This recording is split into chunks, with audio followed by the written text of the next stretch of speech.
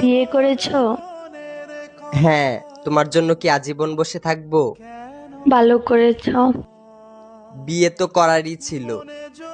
একটা ছবি দিতে পারো? কিসের ছবি? ওই মানুষটা, যে মানুষটার সাথে বিয়ে হয়েছে। না না, তোমার নজর লেগে যাবে। না না না, আমি নজর লাগাবো না, একবার দেখেই ডিলিট করে দিব। না, আমার তোমার উপর ভরসা নেই। আমি ওর উপর কারো নজর লাগতে দেই না।